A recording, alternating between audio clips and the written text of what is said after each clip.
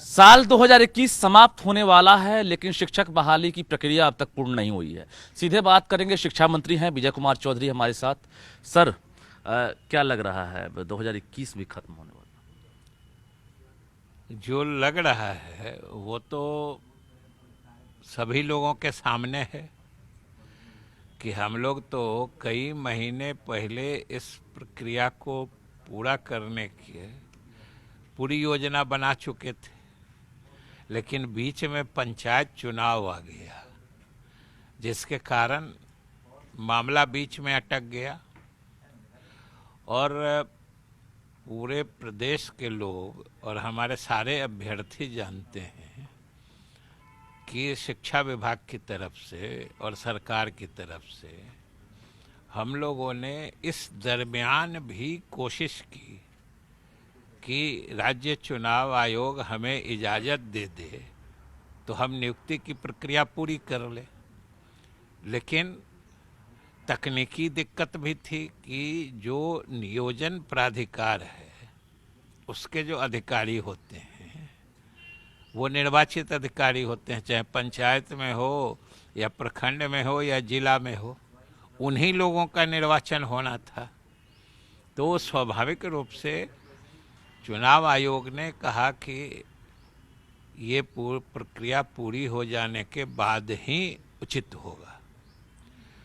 तो हम लोग उसके लिए इंतज़ार करते रहे, लगातार संपर्क में रहे, और आपने देखा है कि जैसे ही राज्य निर्वाचन आयोग ने पंचायत स्तर के चुनाव पूरे हो जाने के बाद प्रखंड प्रमुख और जिला परिषद के अध्यक्ष के निर्वाचन की तिथियां घोषित की हैं, तत्काल हमने उसके बाद से नियुक्ति प्रक्रिया के नए शेड्यूल जारी कर दिए हैं। ये तो हमारी मंशा को न सिर्फ स्पष्ट करता है। जी, अब रहा नियुक्ति पत्र की बात, चूंकि जो इंतजार है नियुक्ति पत्र को लेकर है, तो इसको लेकर कोई तारीख जो है उसको तय किया गया अभी तक?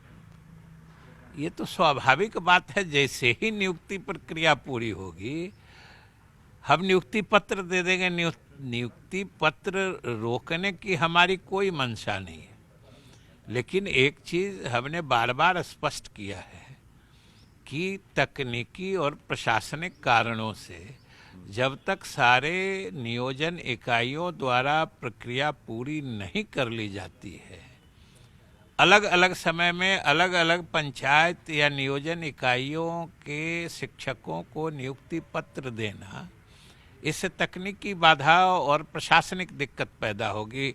वरीयता का प्रश्न आ जाएगा, कुछ पहले ज्वाइन कर लेंगे, कुछ 4 महीना बाद ज्वाइन करेंगे।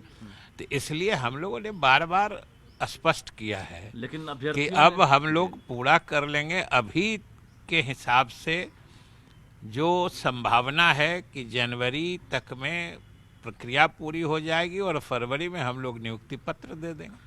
जी, फरवरी में कोरोना को लेकर भी, तीसरी लहर को लेकर एक आशंका और संभावना जताई गई है, एक वो भी डर बना हुआ है। तो क्या अगर फरवरी में कोरोना पीक पर होता है तो इसमें कोई बाधा तो नहीं बनेगी? देखिए, अभी कोरोना किस रूप में फैलेगा इसके बारे में तो अभी न हम कोई भविष्यवाणी कर सकते हैं, न कैसी स्थिति आ जाएगी उसके बारे में हम कुछ अभी बता सकते हैं। हम अभी यही कह सकते हैं कि हमारी पूरी तैयारी है कि जनवरी में नियुक्ति संबंधी सारी औपचारिकताओं को पूरी करके हम फरवरी में सभी जो चयनित अभ्यर्थी हैं उनको नियुक्ति पत्र देना चाहते हैं। फरवरी 15 तक उम्मीद रखा जाए? हमने फरवरी कहा, उससे पहले भी हो सकता है, 2 दिन बाद भी हो सकता है। जी, लेकिन अभ्यर्थी ये बता रहे हैं कि शीतकालीन सत्र में जो जिस तरह से उन्होंने कहा था मंत्री जी ने, उसके बाद काफ़ी वक्त लग गया, और जब 3 तारीख को शपथ ग्रहण प्रक्रिया खत्म हो रही है तो फिर 17 से काउंसलिंग क्यों? 3 तारीख को ख़त्म हो रहा है तो 10 दिन, अब फिर अभी हम नई तिथि घोषणा कर दें और कहीं पे कोई विवाद हो जाए और फिर 3 दिन बढ़ जाए उसका डेट। आप जानते हैं चुनाव में कभी स्थगित भी हो जाता है, फिर बाकी भी रह जाता है, इसलिए वो जान के एक सुरक्षित अंतराल दिया गया है। ये सुरक्षित अंतराल का बात है, नहीं तो 1 हफ्ता पहले हम तो कह रहे हैं, हम महीनों पहले पूरा करना चाह रहे थे।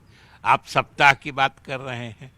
अभी तक तो हम अपने सारे नव चयनित शिक्षकों को नियुक्ति पत्र देके हम विद्यालयों में उनकी सेवा लेके हम अपने बच्चों को शिक्षित करा रहे होते, अगर ये चुनाव बीच में नहीं आता। लेकिन जिस तरह से जो पंचायत चुनाव है उस दौरान काफ़ी बाधा भी पहुंची है, और जो अभ्यर्थी हैं एक तरह से उनका इंतजार जो है, सब्र का बांध टूटता चला जा रहा है, और ट्विटरबाजी हो, सोशल मीडिया पर लगातार वो लिखते जा रहे हैं सरकार के खिलाफ। अब उन्हें किसी पर विश्वास नहीं है, तो क्या लग रहा है ये विश्वास कैसे कायम होगा?